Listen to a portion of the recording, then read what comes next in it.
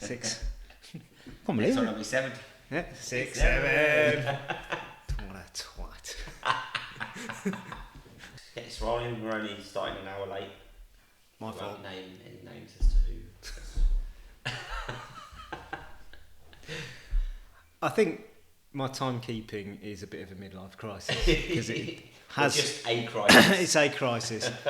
As I've got older and since I've started working for myself, my timekeeping is shit. Yeah. Well, it's worse than it was, and Because you're only accountable to yourself. probably, yeah. Well, no, today I was accountable to you, but I was 20 minutes late. But you kind of knew that I wouldn't be asked. Well, no, that's not the point, though, is it, Lawrence? It's not the point, no. You're right. Be better. It is, but then at the same time, because I have somebody that I know who is forever late, and it does piss me off. Okay. But at the same time, I kind of think, actually, why does it piss me? It's only me that gets pissed off. I suppose if they've told you a time that they're going to be there, then you arrange things around that time. Yeah, but also, they've got good reason for cancelling, usually. Okay. Usually some sort of urgent thing that's come up. Work-related. Work-related. And so you can't... and perhaps I'm too easygoing, and maybe I should say something, I don't know. But anyway, I say this to Gemma quite a lot. Like, she likes to be on time, which, I generally do. But then, what's the worst that's going to happen if you're late? True. As long as you say something to the person. Yeah. I'm really sorry, I'm going to be late. Yeah. Yeah, I find that. As long as someone lets me know that they're going to be late, like if they're coming for an appointment. Yeah. As long as they get a heads up, then it's fine. It doesn't bother me. And I think when you're stuck in a job, it's good to be on time. I remember I was late for an interview once, and I know that's shit. First impressions, Rishi. But I did phone ahead and said, look, I can't find you. I'm going to be late. But then he almost laughed at me when I said I couldn't find him. And then when I went outside after my interview, I realised why he was laughing, because there was a massive sign on the front, which I hadn't seen, on the front of the building that said Trident House. Oh, didn't see that. I didn't get the job. Didn't want it anyway. I never wanted to be an accountant. That was the sign you said. Yeah, it was a big sign. You kept getting told, no, Rishi. You kept going. I will be an accountant.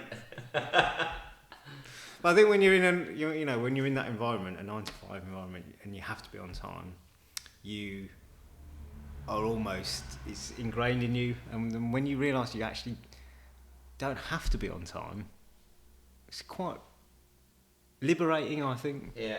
Because nothing actually is going to happen if you're late. No, this is true. And as long as you are respectful and courteous, I think that it's not too much of an issue. But it's not good to make it a habit. No, this is true. And I had reason why I was late this morning. Okay. Anyway, that kind of leads us quite nicely into what we're going to talk about today, I think. It does. Because last time we talked about self-sabotage. My lateness is a bit of self-sabotage, I think, to a certain degree. But we have used AI. Embracing AI. Embracing technology, yeah. Because it's a thing now, isn't it? It is. Yeah. And why not use it? And show people that it's very easy as well.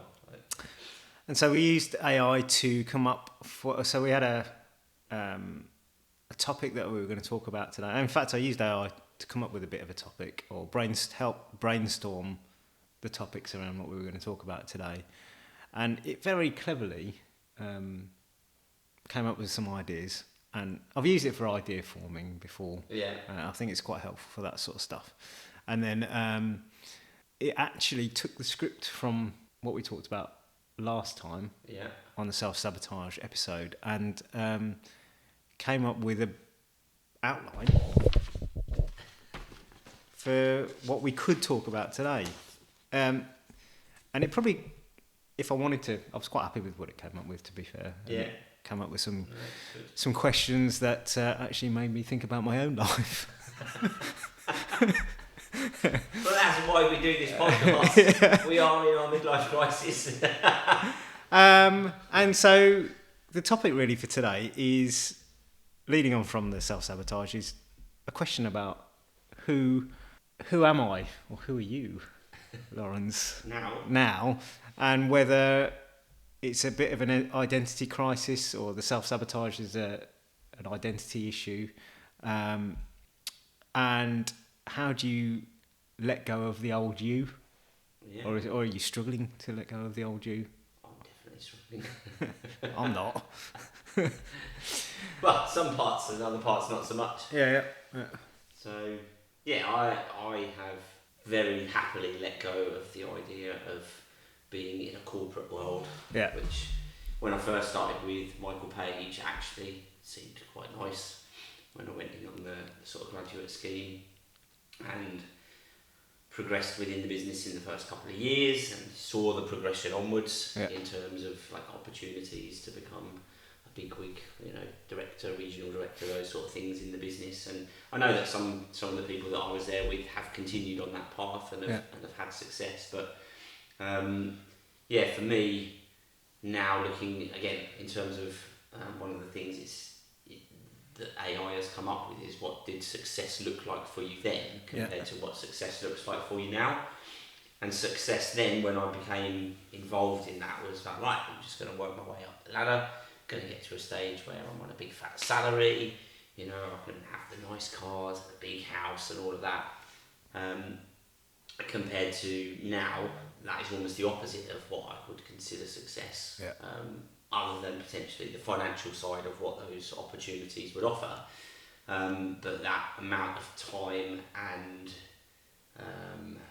politics within businesses and things like that you'd have to deal with, just it doesn't interest me at all anymore. But you touched on the financial side of things. It's not to say that you can't have that with what you're doing now. No. It's a choice, isn't it? If you wanted to scale up and make it big, you could do. Yeah, but and I've tried that, and again, in terms of trying that, it became a case of where my time was more important actually than the potential financial rewards that it would offer for me to become a bigger company with various clinics here, there, and everywhere. I'd actually rather be smaller and have more time. And do you think so you going in and working your way up a career ladder, earning more money, getting a bit more prestige, and with your job titles and that sort of thing, do you think that is, well, I certainly do anyway, that that's kind of handed to you at school as that's the way that you need to go? Yeah, definitely. You need to go to school, you need to go to college, you need to go to university. Yeah, it was ingrained in me from a young age because that's what my dad did. Yeah. So that's what you see, and if what you see is, monkey see, monkey do. So that's that was my perception of what a job with a family should look like. You go out, you work hard, you get promoted, you provide for your family so that they can do the nice things. And that was I suppose it becomes ingrained in your thought process that's okay, I've got to go and do that. So I suppose making that transition to then doing what I did when I was about 28, 29, when I left that setup, which potentially could have allowed me to do that. I don't know if it was an identity crisis or not, but I definitely felt, well, where does this go from here? And how do I make a success of it in order to still do and have the things that job potentially offered me, but on my terms, if you like. So, and it's probably taken longer as a process to get to where we are now, but that's, those sort of the things that I thought would be what I wanted then, and now things that I can still have, but working probably half the hours and without having someone on my shoulder telling me I need to do this and I need to do that, and I've got to manage this person because they're not doing their job, and all of those stresses that would come with that are now not there. So I think I've definitely taken the right right road. path. Yeah. Yeah, and well, you and me both, I think, as we've talked about it before. I think that as growing up, for me, it was school, college, university. You've got to do all those things and you'll get a good job. Yeah. And, that is where, you'll earn a lot of money, and that is success, if you like. But that isn't always the case, and it's not necessarily the right path for everyone. Yeah. And it didn't feel like that for me, but because that's what you're kind of told at school, or you're told that at home, that's kind of what's expected of you. Yeah. And then to go off and do something else after 25 years of 29 years or whatever of doing that thing, then I think the point, you're that person for 29 years and then going off and doing something else can be scary, very difficult, particularly if you've got a family. Yeah. And you almost, it's going back to that comfort zone thing. Yeah. Like you've been in a comfort zone for 29 years, and then stepping outside of that is going to be scary and difficult. Yeah. And then do you almost, you want to go and do these things, but then you're almost getting pulled back into that. Yeah. Like, I definitely relate to that, in that over the first sort of, I suppose, 5 or so years when I was doing particularly the PT, which is what I started in when I left Michael Page, was that there were definitely, there were weeks, potentially some months, that were terrible in terms of money, like finances coming in. It just was quiet with the business. And then it's very easy then that you kind of think, I'm just going to get a job. Yeah. Why don't I just go back to that? Maybe it is easier, maybe that is the right path, maybe I'm making it too difficult for myself trying to do this. I can't honestly say what it is at those times that made me, I suppose, continue. Yeah.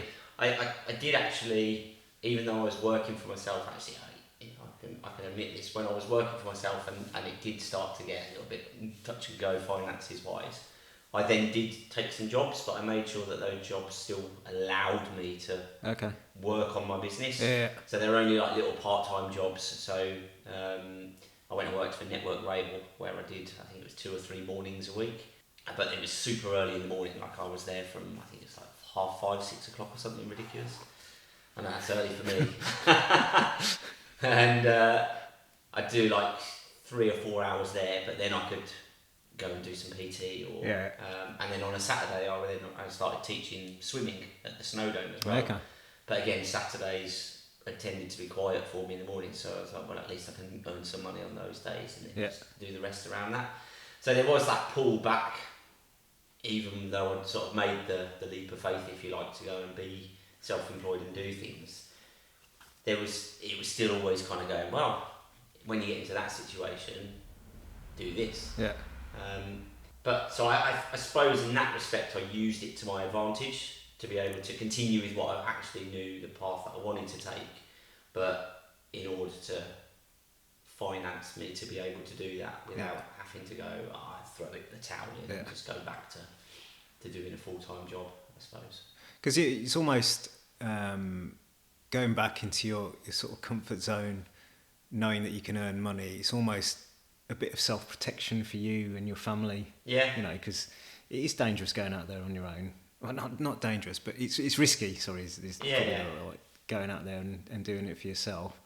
And like with anything like sports or doing endurance sports or anything like that, your body and your mind, they have this cut-off point where they want to preserve you as a person and physically, and perhaps that's getting pulled back to your comfort zone. That's you saying, well, actually, it'd be easier to do this.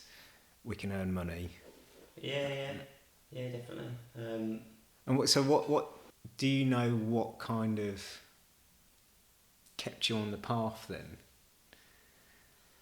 I think it was, I don't know, what do they call it when you want to be a teacher? Not your calling, it's like a vocational type of job. Okay, yeah. Maybe it's that. Maybe I have a vocation that I wanted to help people. Yeah. And the enjoyment that I got out of seeing people progress physically with the training that I was doing with them was massive for me. Yeah. And it is a huge part of my job, is to see the satisfaction that it brings, that when people have put effort into their training, the results that they get from it. And I didn't want to let that go. Yeah. And I knew how much that means to people, purely from my own experience of it as well.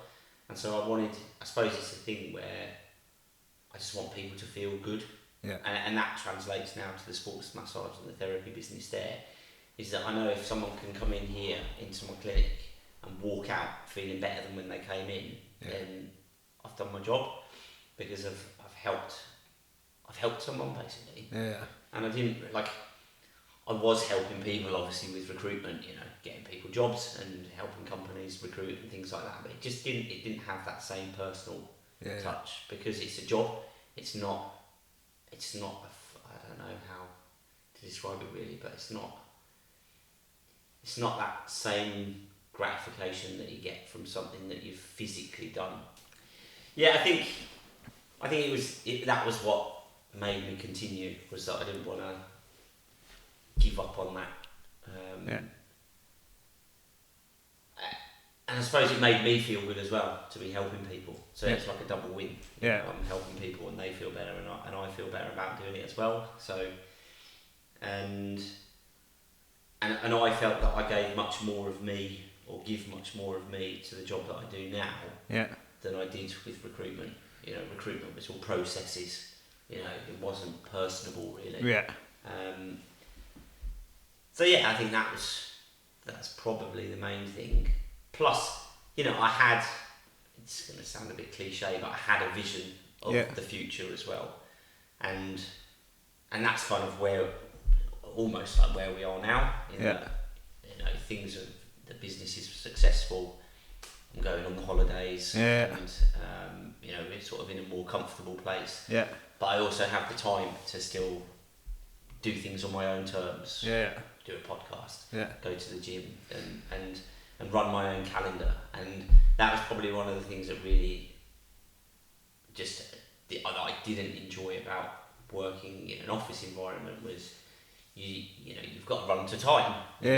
Be here at this time, you leave at this time, you don't leave before then. Why are you leaving before then? Have you done everything that you need to do? If you have, why don't you start on the next thing? Because you've still got time to do more. Yeah. So there was never any reward for being good with your time in that business, because they were like, well, these are the blocks of time that you've got. So even if you complete everything that you needed to do in half of that time, you've still got to sit there for 8 hours. Is it fair to say then, like, your version of success has changed or developed?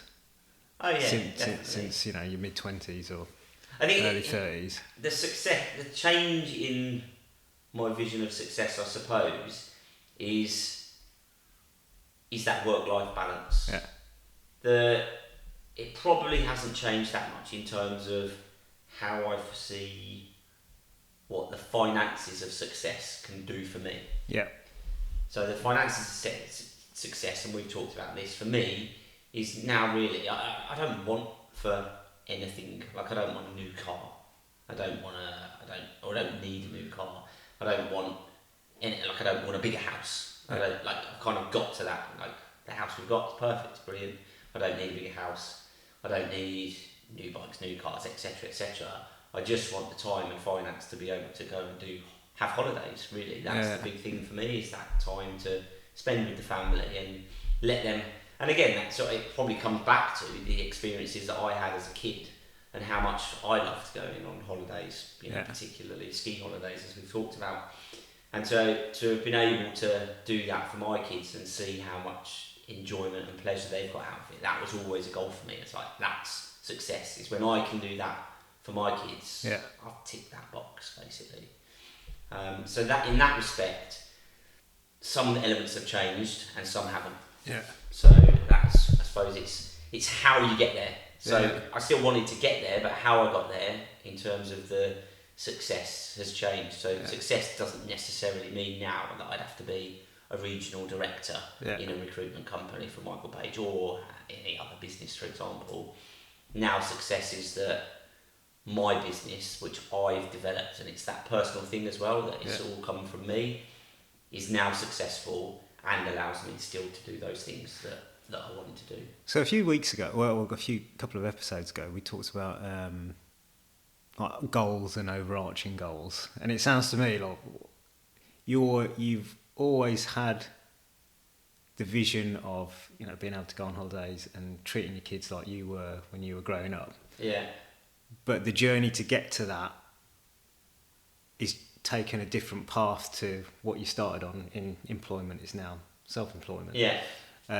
So your goal was always that, whether it was like a written down goal or not. Yeah. But in order to get there, you've just been doing different things or trying different things, and people looking out from the outside in, say you changed your career partway through, or you'd gone off and be self-employed, people could see that as a midlife crisis, but it's not necessarily a midlife crisis. It's just you taking a different path to get to where you wanted to get to. Yeah. And I suppose the message is not to be afraid of doing those things. Yeah. If you're stuck in a job that you're not enjoying, market paid, recruitment, accounting, or whatever, and there's other things that are going to fulfill you, plus be able to support you financially, what's the harm in going trying it out? Yeah, and I think the key point as well, just sort of thinking about that as you sort of explaining, is that when I going on holiday, coming back home didn't bother me. Yeah. Because I was like, I'm going back to a job that I enjoy. Yeah. You know, and I'm going to go and I'll go, and I was straight back in, so we got back on Easter Sunday, and I was working again on Easter Monday, because why not? I'm not doing anything, you know, during the day really anyway. It was just going to be like unpacking and washing stuff. Yeah. So why not be working? Yeah. And when I was back at work, people were like, oh, why have you come back to work on the, you know? I'm like, well, I enjoy my work. Yeah. And because I enjoy my work, why not do more of it so that then I can go on the next holiday quicker? Yeah. and that's the thing, is that I don't, you know, maybe if I'd been in that job where I'd stuck it out, I'd go on those holidays, but I wouldn't enjoy them because I'd be burnt out anyway, because of having the stress of being in work for 12 hours a day and driving to and from Birmingham. Just getting anxious almost about... being, like, resenting the fact that the only sort of reward for it is to, you know, go on this holiday, but actually then I've got to go back and do getting anxious about going back because of what's going to be waiting for you when you get back, that sort of thing.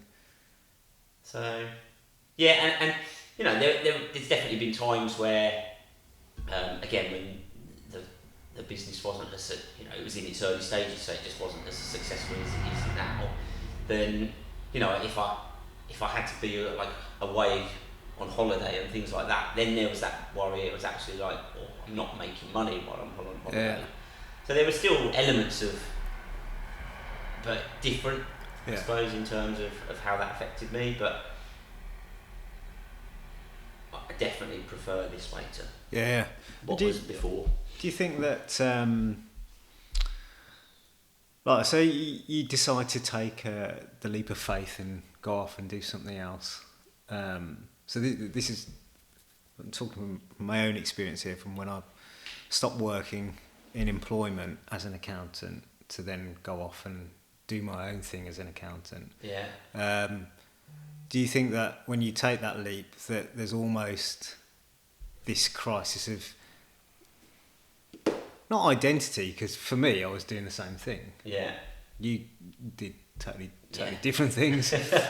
But almost, you're almost...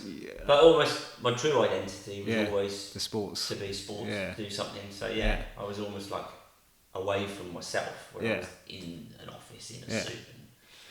And for me, like, it was... I almost had to sit down and be in work mode.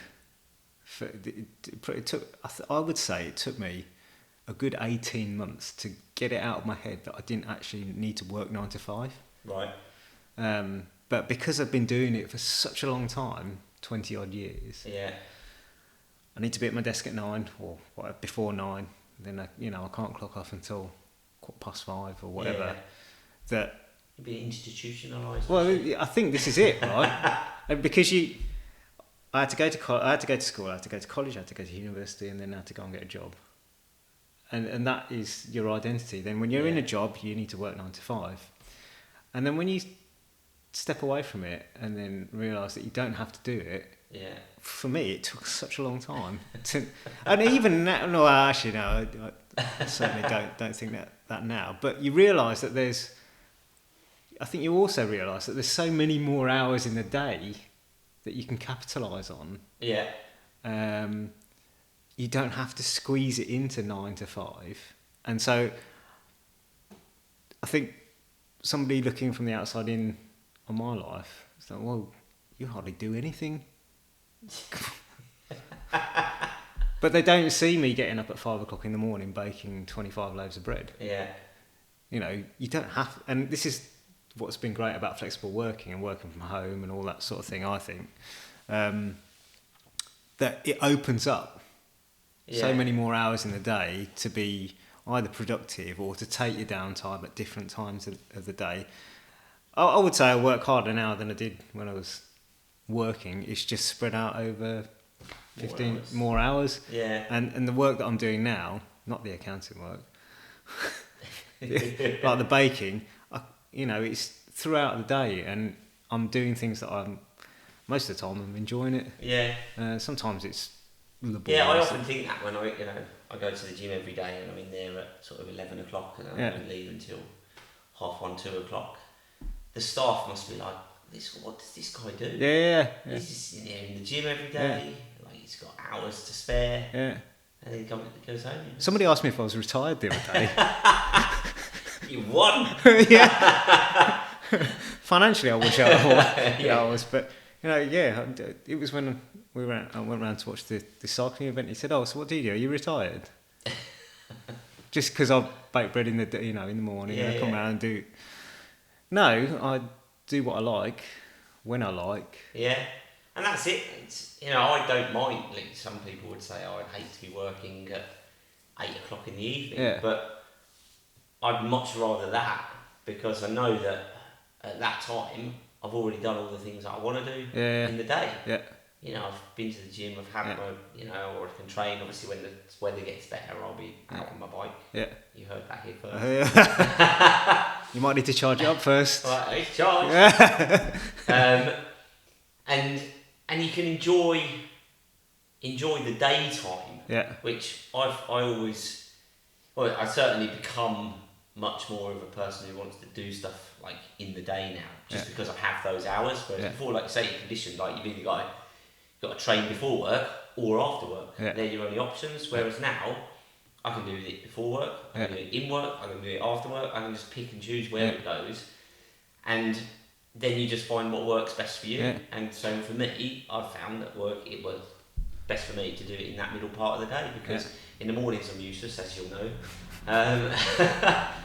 And then in the evening, when I used to train, now that I'm training in the daytime, I'm just ready for bed at 9, 10 o'clock. Yeah. So I don't want to be training at that time. Yeah. And it's much healthier for me to not be training at that time as well. So, you open up all those options to yourself when you step away from that corporate sort of time blocks, if you like, of where you should and shouldn't be at certain times. I think it's important to not feel afraid to do that. If you're going to step away and embrace it. Yeah. Don't be too scared about it, I don't think. Because it is, like I said earlier, it's going to be difficult. Yeah. And it's going to take time it certainly took me a long time to work out what I wanted to do. Not in terms of accounting, but I mean, those things have developed, I think like the baking thing, that's developed because I haven't been in a 9 to 5 job. Yeah. The bike box thing is developing because I'm not in a 9 to 5 job. And I think you get stuck in this 9 to 5 job and that's your identity for such a long time, and then you come away from it and you think, shit. what do I do? You know, you haven't got somebody telling you that you need to do this, this, and this. And there's always that period of like, okay, I'll just put my feet up for a little bit. But then you realise that you have to earn some money. True. And then you have to work it out what you want to do. And that new identity, the new Rishi, the new Loz, or the new whoever, develops over time. And it's not going to be the same thing for the next 20 years. I tell you what I find interesting, and AI's kind of pointed us in this direction a little bit in terms of some prompts that it's given us. But when you're talking there about, you know, this job is your identity, or now the new way that you work is your identity, it's interesting that obviously as individuals, I think we have different things that give us our identity. Yeah. So for me, certainly, the sports that I do is part of my identity as well. Yeah. And so for a very long time, I definitely identified as a triathlete. Yeah. What sport do you do? I'm a triathlete. And since having stepped away from that, from as much as I used to do it, where it was literally I was training every day, and I had this, you know, it was races booked in the calendar and plans to, you know, qualify for the Ironman World Championships and all of that. Everything was focused from a sporting perspective on how I was going to improve myself as a triathlete. And I have found probably in the last, so it'd be about the last 4 or 5 years now, that I haven't been in that world as much as I was previously, because of when I stepped away from it because of long COVID. Is I've found that quite hard, because it was part of my identity. Yeah. And it's like, well, when you don't do it, people are like, oh, you know, a lot of people they're still coming now. They're, oh, what races have you got planned this year? I'm like, well, I haven't got any planned. And you almost get like a guilt feeling of, why aren't you doing that anymore? That's who you are, not who you were. Yeah.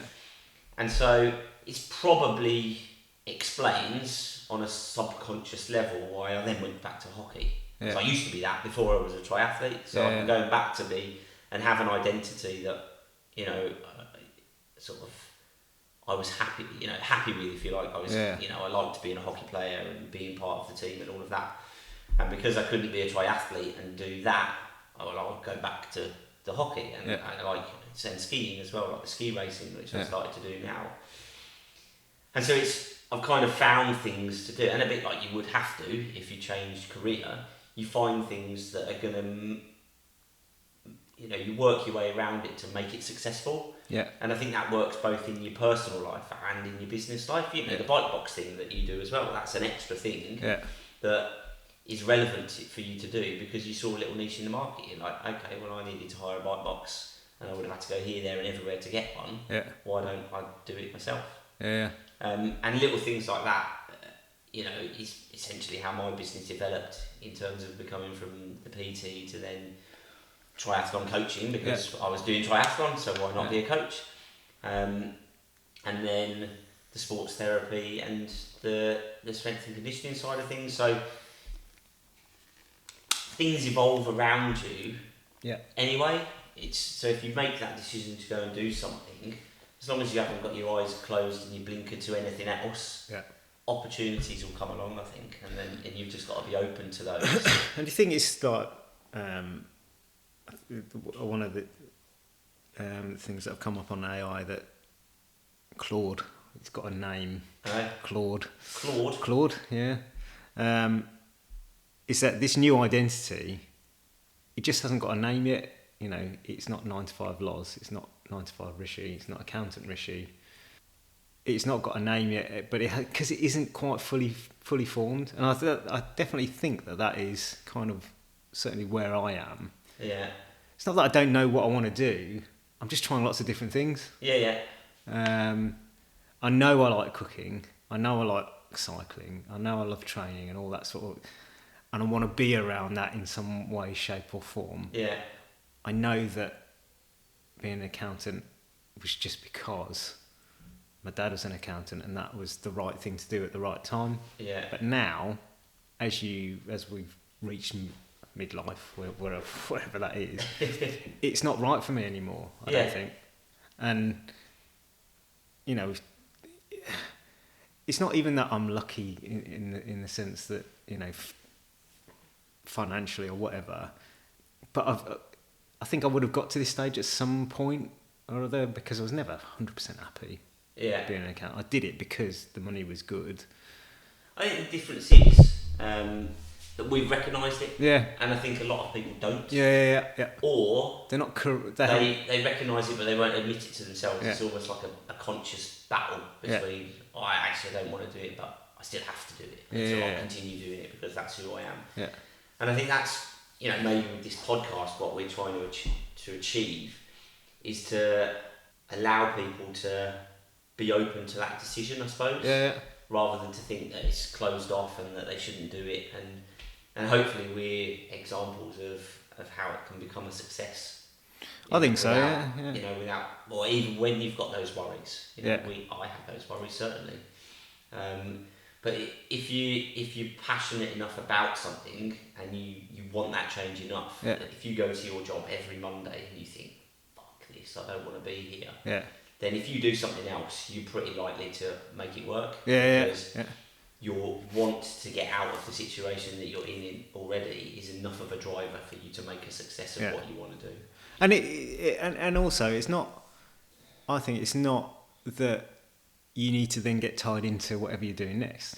I think it's important. Certainly, the way things are going, employment-wise, that you have a number of different things on the go at the same time.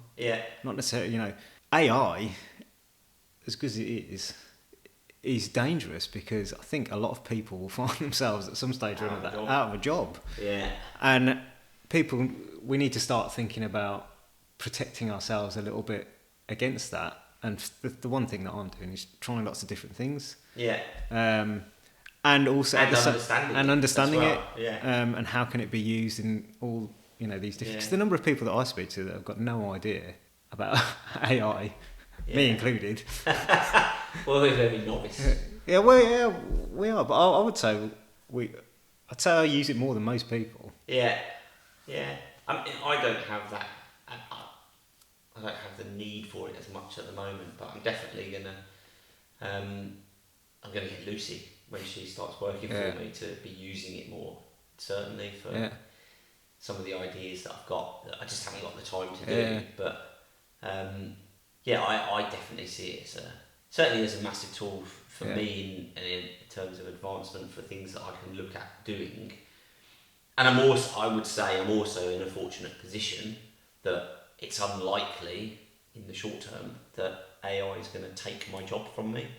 You know, I don't think there's any massaging robots out there that not yet. No, but I mean, you know, massage guns. That's a big thing, and I certainly know that there's people who put off coming to see me because they're able to do some more maintenance and things themselves by having massage guns. I nearly bought one the other day.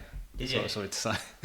Yes, you know, I promote them because they are good. They won't still take my job from me. No, I don't think so.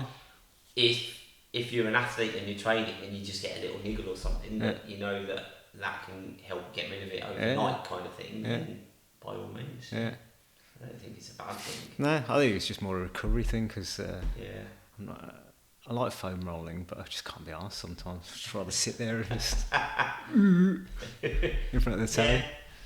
But I think it's you've definitely got to sort of, let's say, it can be a stepping stone away from, you know, whatever the decision is, that your first decision that you make to move away from whatever it is that's making you unhappy is a stepping stone to something else. It's not just going to be, right, I made that decision, did that, stop. That's what's going to make me happy, because at some point probably it won't. Because, you know, as individuals, what you want out of life changes. Or your idea fails. You know, it goes tits up, and then you either have to go and get another job, or you have to try something else. And this is going back to my point. You need to have lots of different things on the go, I think. Multiple streams of income. And that's why that goal, I suppose, like you mentioned, I've always had that overarching goal of what I consider to be success, is that because that's always there, I'm always driven towards that. And so even if things had gone tits up with my PT business or whatever, I probably still wouldn't have gone back to employment. Yeah. Because I would have found another way to do what I wanted to do to get to there. But the important thing to remember is that you could always go back to employment if you really wanted to. Yeah, you know, and it's not the worst thing in the world. No, I've it's had not. jobs that I enjoyed. Yeah, I haven't. No, I'm joking. No, I mean, I do miss, the office environment more from the, just being able to go and have a chat with a mate or, I hated the meetings and things like that or anything work related. The chat round, going making a coffee or having a chat, getting some water. All that, I definitely miss those. Social interaction. Yeah. You can chat to Claude now. I can chat to Claude now. Yeah. My mate Claude. How his day is, I'm sure you know. Yeah, well, he'd come back and he'd big me up and. Yeah. Well, that's it. That's it. His first line was brilliant. Got it all. There's so much gold in there to pull from. Well, that's why was based on the transcript. That made me feel good. That we put in. So, yeah. We've been rambling for a bit. We have, yeah. We're going to wrap things up. Probably, yeah. So, hopefully next week or on the next episode we'll have a guest. Our first guest. Yeah. Which we're very much looking forward to. Yeah. It's going to be another challenge. From a technology point of view. Oh, crikey. I think we could definitely fit 3 people into that screen though. I think so, yeah. So we might just have to have the one camera. Yeah. The podcast is taking on a new identity. It is, yes. There'll be a third. Two becomes 3. But yeah, so closing thoughts then on identity for today. So I think on my sort of summarisation of today's topic is that everyone's going to go through changes in their life. Yeah. And you've got to be, hopefully people are prepared to take that step out of the comfort zone. Yeah. And if we are examples of having done that, then the grass is greener on the other side. Yeah, I would say so. And I think my parting thoughts on it are that life is a journey. And this is getting deep now. And there are many different paths that you can take. Yeah. You don't have to stick to the same thing. And if you do decide to go down a different path, it may or may not work out, but there are so many other paths that you can take to get to the end goal. And that's it from me. Brilliant. Well, thanks for listening, as always. Yep. And we'll see you next time. Yeah, cool. To peel back many more layers of that onion. With some organic conversation. Right, we're going to go now. Okay, bye.